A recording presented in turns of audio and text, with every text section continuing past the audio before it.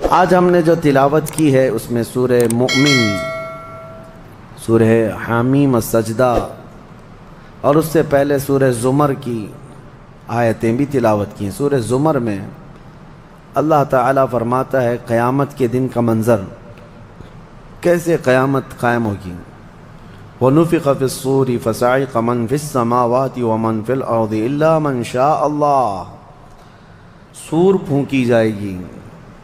ہوگا یہ کہ ایک وقت آئے گا اس کا جب دنیا اینڈ ہونے والی، ختم ہونے والی ہے۔ سائنس بھی آج اس بات کو تسلیم کر رہا ہے کہ یہ جو سولار سسٹم ہے اس کی ایک عمر ہے، اس کی ایک ایج ہے، اس کے بعد یہ ختم ہونے کے قریب آئے گا۔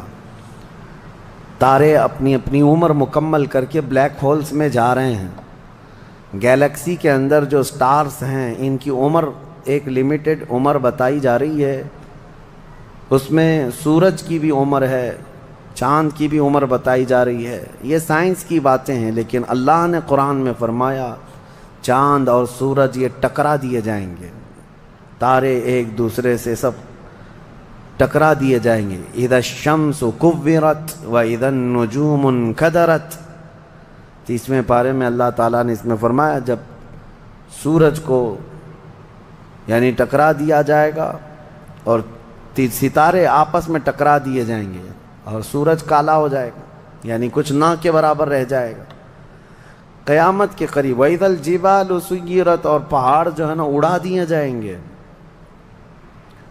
اور سمندروں میں آگ لگا دی جائے گی، زمین پوری ختم کر دی جائے گی۔ اور سورہ قارعہ میں آپ نے پڑھا ہوگا یوم یکون الناس کالفراش المبثوث وتکون الجبال کالعہن المنفوش، تم لوگوں کو دیکھو گے کہ پتنگوں کی طرح سے اڑ رہے ہوں گے، اور پہاڑوں کو دیکھو گے کہ روئی کا پھا جو ہوتا ہے، روئی کا پہا اس طرح سے پہاڑ بکھر چکے ہوں گے۔ اور اس کے بعد یہ قیامت جو آنی ہے اس کا یعنی پروسیس کس طرح سے، شروعات کیسی ہوگی، وہ ایک لمبی گفتگو ہے۔ مختصراً عرض کرتا ہوں کہ آیات حضور اکرم صلی اللہ تعالیٰ علیہ وسلم کی احادیث میں جو نشانیاں بیان کی گئی ہیں اس اعتبار سے قیامت کے قریب بڑی بڑی نشانیاں آئیں گی۔ دجال آئے گا، دابۃ الارض آئے گا، یاجوج ماجوج نکلیں گے، پھر اس کے بعد سورج پچھم سے نکلے گا۔ یہ سب بڑی بڑی نشانیاں ہیں۔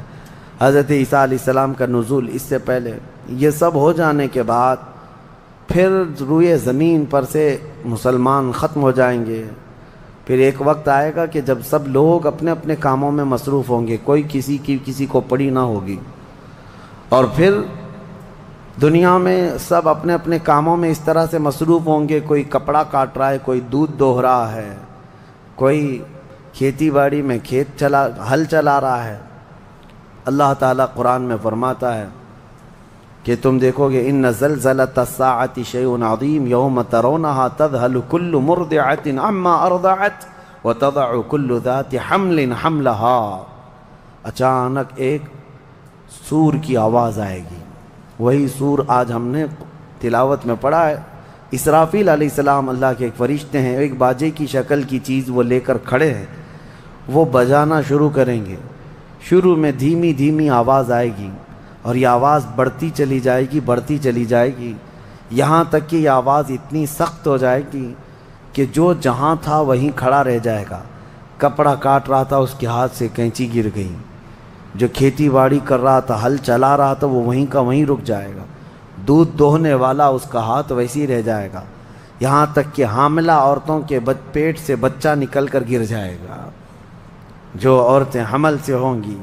اور اس کے بعد پھر ایسی غشی، پھر سب پر موت طاری ہوگی اور زلزلے آئیں گے اور پوری زمین کو ہلا کر کے ختم کر دیا جائے گا۔ یہ قیامت سے سور پھونکنے پر سارے انسان جتنے روئے زمین پر ہیں سب کے سب ختم ہو جائیں گے۔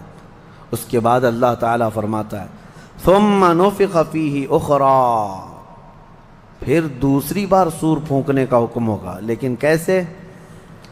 سور جب حضرت اسرافیل علیہ السلام پھونکیں گے، پہلے انسانوں کی موت، پھر یہاں پر جتنی مخلوقات ہیں، جنات ہیں، جانور ہیں، سب کی موت، چرند پرند تو چھوڑے، نباتات یہ پیڑ پودوں میں کی جان ختم، چاند سورج کو جب ختم کر دیا گیا تو پھر کوئی چیز ہی نہیں، ستارے چاند سورج سب، بلکہ اللہ تعالیٰ کے جتنے ملائکہ ہیں، جبرائیل امین علیہ السلام سے لے کر دوسرے ایک فرشتے تک، سارے ملائکہ کو بھی موت آئے گی، سب موت کے شکار ہوں گے، اور سارے جب انتقال کر جائیں گے تو پھر بچتا کون ہے؟ صرف حضرت اسرافیل علیہ السلام، جنہوں نے سور پھونکا۔ اب ان کو سور پھونکنے کا حکم جو تھا وہ کہا جائے گا روک دو اب، پھر اللہ تعالی حضرت اسرافیل علیہ السلام کو بھی موت طاری کرے گا، اور روح نکالنے والا فرشتہ کون ہے؟ ملک الموت اسرائیل علیہ السلام۔ اب تک یہ سب کی روح نکال چکے ہوں گے، اور پھر اللہ تعالیٰ اسرائیل علیہ السلام کی بھی روح نکال دے گا۔ اسرائیل جو سب کی روح نکالتے ہیں ان کو بھی موت ہے، ان کو بھی موت ہے۔ اور پھر ہم نے پڑھا کل شیء ہالک الا وجہہ، ہر شے فنا ہو جائے گی سوائے رب العالمین کے۔ کل من علیہا فان ویبقى وجہ ربک ذو الجلال والاکرام، جو کچھ بھی ہے سب فنا ہو جائے گا، تمہارے رب کی ذات صرف باقی رہے گی، کوئی نہیں باقی رہے گا۔ پھر جب مولا کی مرضی ہوگی، رب تبارک و تعالیٰ دوبارہ اسرافیل علیہ السلام کو اٹھائے گا، اسرافیل علیہ السلام دوبارہ اٹھیں گے، اور پھر ان سے کہا جائے گا دوبارہ سور پھونکو، پھر سے پھونکو۔ اب جب دوبارہ حضرت اسرافیل علیہ السلام سور پھونکیں گے تو یہ زندگی کا سور ہے، پہلے والا یہ نفخہ اولا اس کو کہتے ہیں، وہ موت کا تھا، اور نفخہ ثانیہ حیات کا ہے، زندگی کا ہے۔ اب رب تعالیٰ نے جو وعدہ فرمایا تھا کہ ہم تمہیں موت کے بعد دوبارہ اٹھائیں گے، یہ وعدہ اس وقت پورا ہوگا۔ اب دوسرے مرتبہ جب سور پھونکنا شروع کرتے ہیں اسرافیل علیہ السلام، کتنے انسان آئے گئے، آدم علیہ السلام سے لے کر قیامت تک، سب وہ زمینوں میں جہاں کہیں ہوں گے، کسی کو جلا کر ختم کر دیا گیا ہو، کسی کو جانور کھا گیا ہو، کسی کو پانی میں ختم کر دیا ہو، کسی بھی طرح سے، لیکن مولا تعالیٰ سب کو اٹھانے والا ہے۔ لیکن فرمایا حدیث پاک میں ہے کہ یہ دوسری سور پھونکنے کے بعد سب سے پہلے روئے زمین پر جو اٹھیں گے وہ محمد الرسول اللہ کی ذات۔ میرے آقا صلی اللہ تعالیٰ علیہ وسلم فرماتے ہیں میں اپنی قبر سے اٹھوں گا سب سے پہلے، اور محشر کے میدان کی طرف جو حضور جائیں گے تو فرماتے ہیں حضور صلی اللہ علیہ وسلم اٹھیں گے، ان کے بعد ابو بکر صدیق، ان کے بعد عمر فاروق رضی اللہ تعالیٰ عنہ، پھر ساری کائنات کو اللہ اٹھائے گا۔ اور جب رسول کریم صلی اللہ تعالیٰ علیہ وسلم فرماتے ہیں میں میدان قیامت میں اس حال میں آؤں گا کہ میرا ایک ہاتھ ابو بکر کے کندھے پر ہوگا، دوسرا عمر ابن خطاب کے کندھے پر ہوگا۔ یقیناً وہ اس دن کے دولہا ہے، قیامت کا منظر ہے جب رسول کریم صلی اللہ تعالیٰ علیہ وسلم تشریف لائیں۔ اور اس کے بعد رب تعالیٰ نے فرمایا، سورہ زمر میں 2 آیتیں آئی ہیں، وَسِيقَ الَّذِينَ كَفَرُوا إِلَى جَهَنَّمَ زُمَرًا، اب جو کفار تھے ان سب کو کھینچ کر کے لایا جائے گا میدان قیامت میں۔ پہلے تو میں آپ کو بتا دوں پوری تفصیلات قیامت کے میدان میں، اس کے بعد ان آیتوں کی تفسیر پر آتا ہوں۔ پھر جب سب کو اٹھا دیا گیا تو ایک زمین ہوگی، اب وہ زمین کہاں ہوگی وہ اللہ بہتر جانتا ہے کس جگہ، کیونکہ یہ زمین ہے ہی نہیں، یہ آسمان ہے ہی نہیں، تو پھر اس وقت بنے گا کیا یہ اللہ ہی بہتر جانے۔ کہاں بنے گا، کس طرح بنے گا، اس میں ہم نہ سوچ سکتے ہیں نہ مثال دے سکتے ہیں۔ اب آپ مجھے بتاؤ، یہ جو زمین جس پہ آپ بیٹھے ہیں یہ ختم ہونے والی، کیا رہے گا نیچے؟ آسمان جو دکھ رہا ہے یہ بھی ختم ہونے والا ہے، پھر کیا رہے گا اوپر ہمیں نہیں معلوم، لیکن اللہ کریم ایک زمین بنائے گا جس کے متعلق کہا گیا وہ تانبے اور پیتل سے بنی ہوئی ہوگی، یہ مٹی والی زمین نہیں۔ اور پھر اس کے بعد سورج کو پھر دوبارہ زندہ کیا جائے گا، اور سورج کو سب کے سروں پر لا کر کھڑا کر دیا جائے گا۔ اب وہ زمین اور جس میں سارے انسانوں کو جمع کر دیا گیا ہے، آپ اندازہ کریں وہ زمین میں نہ کوئی عمارت ہوگی نہ درخت ہوگا، وہ بالکل فلیٹ زمین ہے، صرف میدان ہی میدان ہے۔ ایسا نہیں ہے کہ یہاں پر کوئی میدان اور تھوڑی دور کے بعد کوئی عمارت دکھے گی یا کوئی درخت دکھے گا یا کوئی پہاڑ، نہیں، کچھ نہیں، صرف سیدھی زمین۔